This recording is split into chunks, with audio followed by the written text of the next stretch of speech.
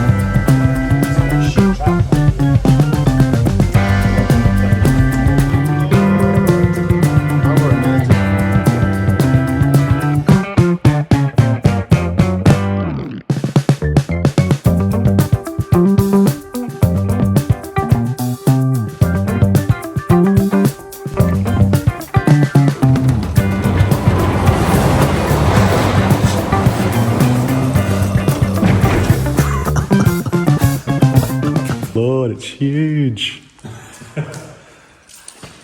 Wow. Oh my God. Huge. Yeah, proper big. Wow.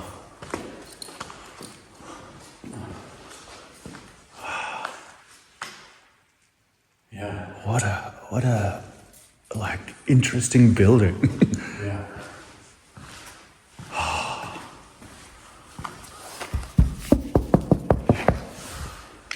All right. Yeah. And a friend of mine commented that every house I've lived in looks like someone's been murdered in it, which is kind of true. So folklore and ghost stories and things like that have followed me for a long time. Where we are now was surrounded by hill forts. This was a place where people have lived for thousands of years. So imagine that you're standing out there in a sunny day and the rain's just gone off. The valley is full of hill forts. There's another hill fort just round the corner at Witherston Hill, behind the farm, and another still, including a very rare southern broch, one of those enigmatic round towers to the south.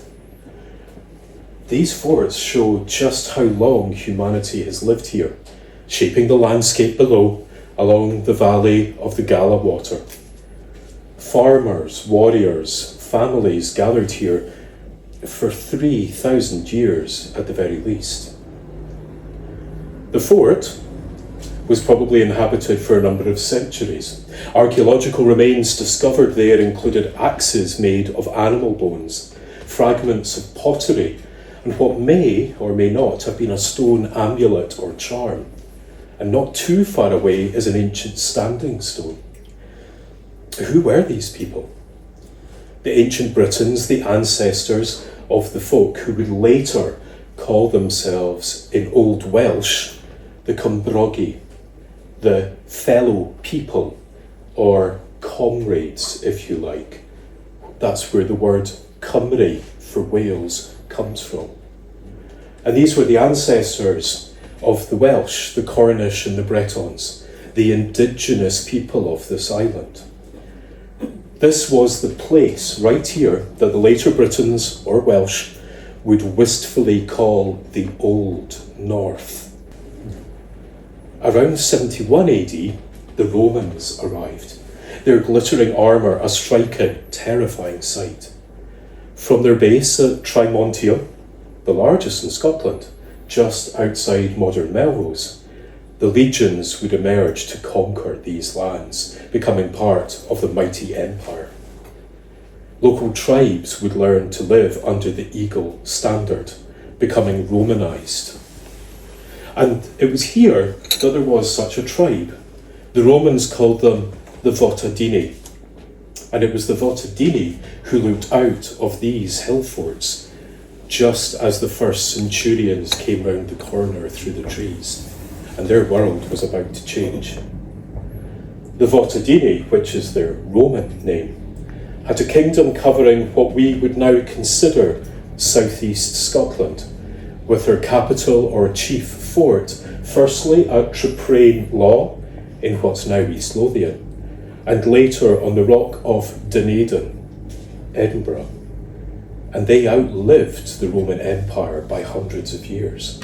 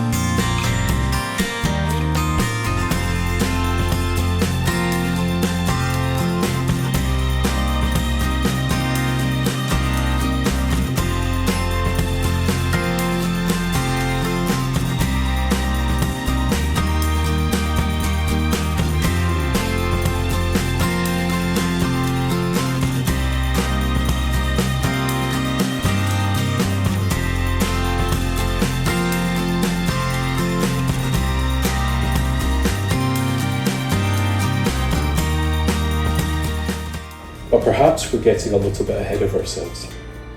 Because there was an ancient warrior king who rode this valley long before the Scots became victorious.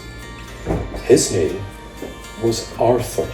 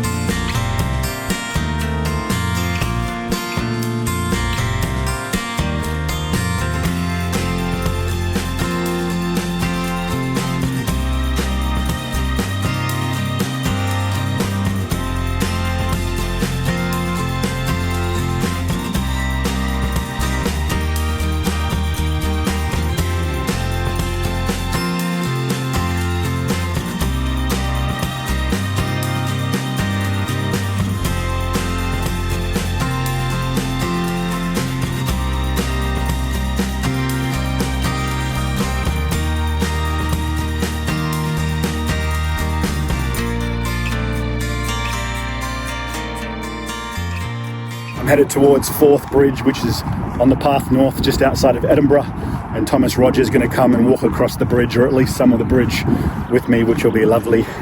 And he's actually bringing with him his ultralight sleeping bag and a ultralight blow-up mattress, which I'm going to temporarily exchange my big heavy ass military grade sleeping bag that I've been lugging this whole way. It's the one that Oak gave me right back at the very beginning of all this. I'm here in the Rocky theme. Dun.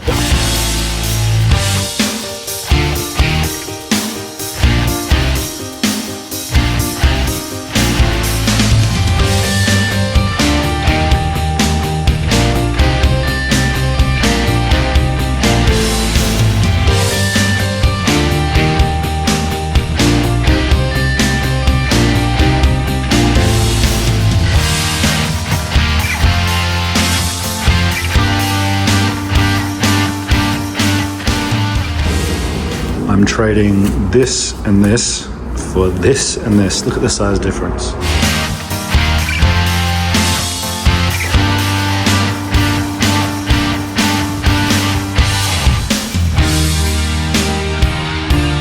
Coming through Perth right now.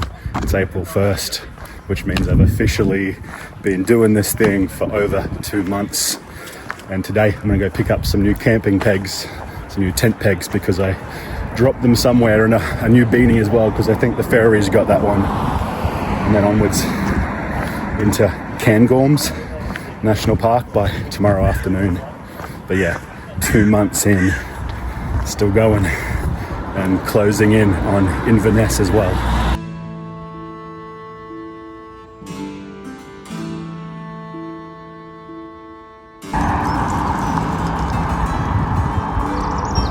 Somewhere out there are the mountains.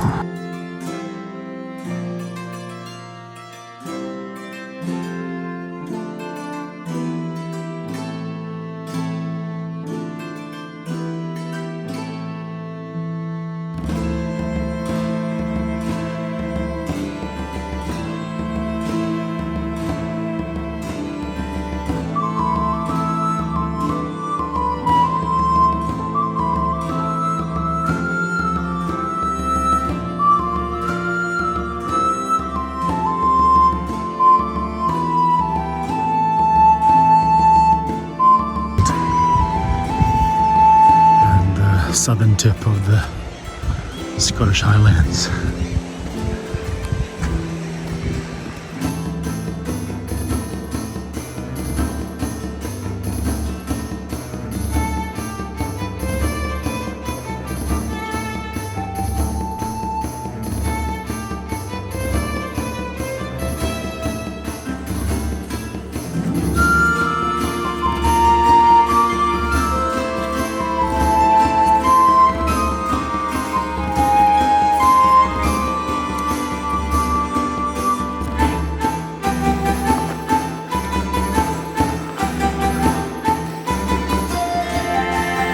It's nice to be on a path that's properly made for walking.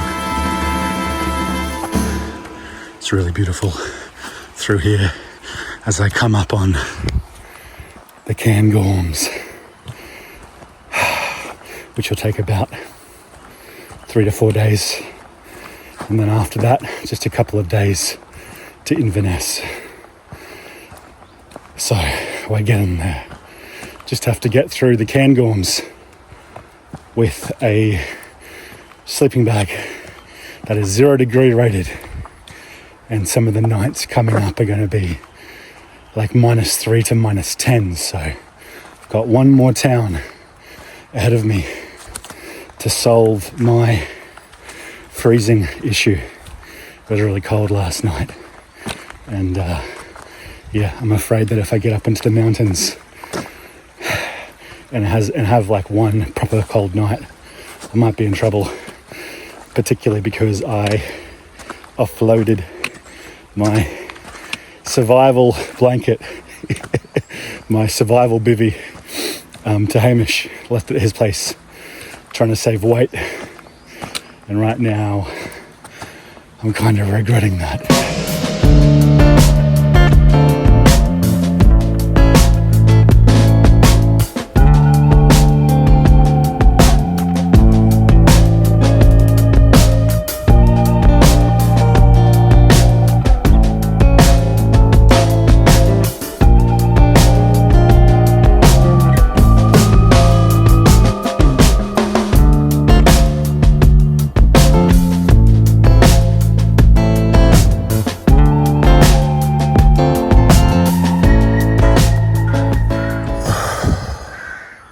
Such a cold night last night.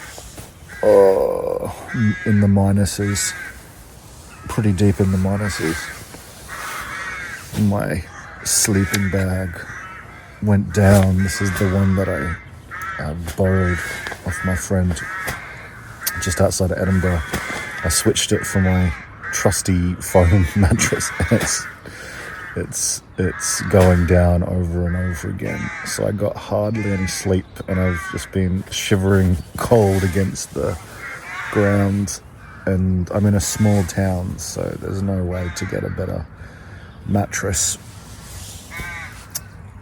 Yeah, so I have to get through the Cairngorms, the Cairngorm National Park, which is going to be freezing, with a mattress that keeps deflating. And my only option, I think, is to make for the shelters, for the bothies. So, yeah, if I can't get into a bothy, I don't know what I'm going to do. It's pretty cold. It's like, honestly, last night sucked. Just hours, one of those nights of like staying awake and just shivering and trying to get warm. And yeah, a bit of a horror night, really. Yeah, I didn't get much sleep. Blah. It's so funny that this is happening now, right on the edge of the most challenging, like 3 or 4 day stretch of the whole thing.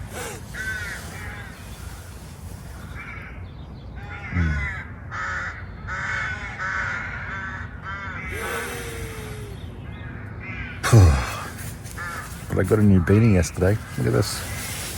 Look at that. I dropped my other one somewhere, or left it at the backpackers back at Hadrian's Wall. What do you think? How's that? A worthy addition? Oh man. I am destroyed from that not sleep.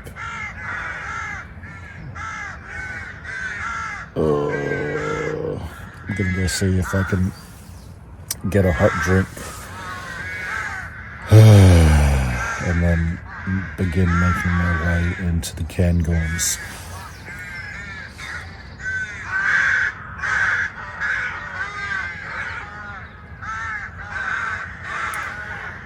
That's gonna have to do, Matthew.